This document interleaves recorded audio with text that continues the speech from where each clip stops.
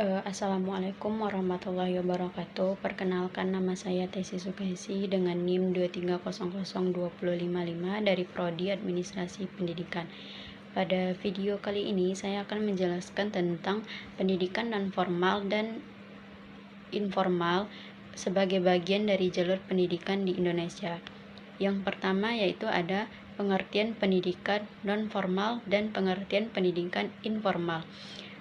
Pendidikan non-formal ialah pendidikan yang diselenggarakan di luar pendidikan formal, seperti lembaga kursus, pelatihan, kelompok belajar, majelis taklim.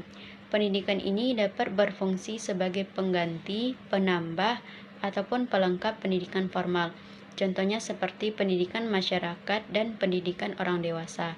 Selanjutnya, pengertian pendidikan informal. Pendidikan formal ialah pendidikan yang diterima oleh seseorang dari pengalaman sehari-hari seperti dari keluarga, pekerjaan, organisasi, atau kehidupan sehari-hari. Pendidikan ini berlangsung secara tidak sengaja, tanpa terjadwal dan tanpa lembaga penyelenggaraan. Contohnya belajar mandiri dan pengalaman hidup. Selanjutnya yaitu karakteristik pendidikan nonformal dan informal. Yang pertama, karakteristik pendidikan nonformal. Yang pertama yaitu terstruktur dan terencana. Pendidikan ini diselenggarakan secara terencana dengan tujuan yang jelas, meskipun tidak terikat pada kurikulum formal. Selanjutnya, fleksibilitas. Waktu dan tempat pelaksanaan pendidikan formal. Waktu dan tempat pelaksanaan pendidikan non-formal cenderung fleksibel, artinya menyesuaikan dengan kebutuhan peserta didik. Yang ketiga, berbasis keterampilan. Pendidikan non-formal berfokus untuk memberikan keterampilan praktis yang dapat segera diterapkan dalam kehidupan sehari-hari. Yang keempat, tidak mengutamakan ijazah. Dalam pendidikan non-formal, ijazah tidak menjadi prioritas. Yang lebih penting adalah peningkatan pengalaman dan pengetahuan serta keterampilan. Yang kelima, peserta didik beragam. Dalam pendidikan nonformal tidak ada batasan usia untuk peserta didik, sehingga semua kalangan masyarakat dapat mengikutinya. Selanjutnya, karakteristik pendidikan informal. Yang pertama, mandiri dan tanpa struktur resmi. Pendidikan ini tidak memiliki kurikulum resmi dan struktur formal, seperti proses belajar terjadi secara alami dan tidak terjadwal.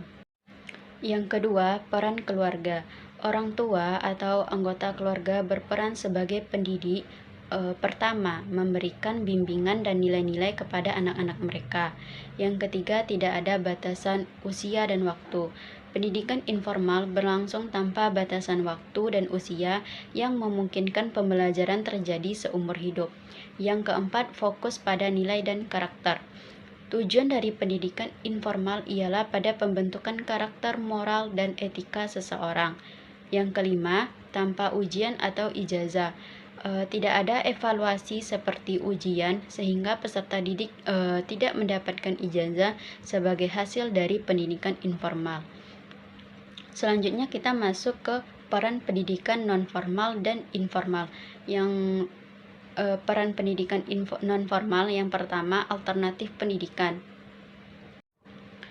Pendidikan nonformal merupakan alternatif pendidikan yang dapat mengganti, menambah, ataupun melengkapi pendidikan untuk mendukung program wajib belajar dan memenuhi syarat standar pelayanan minimal. Yang kedua, komprehensif. Pendidikan nonformal memberikan pendidikan yang lebih komprehensif, terutama menghadapi dan menyelesaikan permasalahan kehidupan mereka.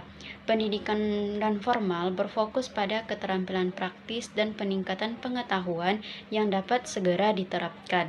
Yang ketiga, optimalisasi pelayanan. Pelayanan pendidikan nonformal harus dilaksanakan secara optimal, bermutu, efisien, dan efektif untuk memastikan bahwa pendidikan nonformal dapat dipertanggungjawabkan secara material maupun spiritual. Selanjutnya, kedudukan dan peran pendidikan nonformal dan informal dalam pendidikan nasional. Yang pertama, kedudukan pendidikan nonformal. Pendidikan nonformal berperan sebagai pengganti, penambah, ataupun pelengkap pendidikan formal. Pendidikan nonformal dapat dilaksanakan secara terstruktur dan berjenjang. Satuan pendidikan nonformal meliputi lembaga kursus, lembaga pelatihan, kelompok belajar, pusat kegiatan belajar masyarakat, ataupun majelis taklim. Yang kedua, kedudukan pendidikan informal.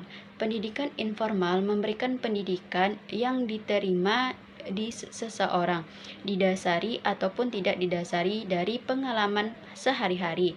Pendidikan informal terjadi di luar lingkungan sekolah, sehingga kedudukan pendidikan informal ini terjadi dalam keluarga dan lingkungan sekitar. Maka dapat kita simpulkan bahwa pendidikan nonformal dan informal sangat penting dalam sistem pendidikan nasional di Indonesia. Keduanya saling melengkapi dan memperkaya satu sama lain dengan fokus yang berbeda-beda. Pendidikan nonformal yang berfokus pada keterampilan praktis dan peningkatan pengetahuan yang dapat segera kita terapkan, sedangkan pendidikan informal yang berfokus pada pembentukan karakter dan pembelajaran seumur hidup.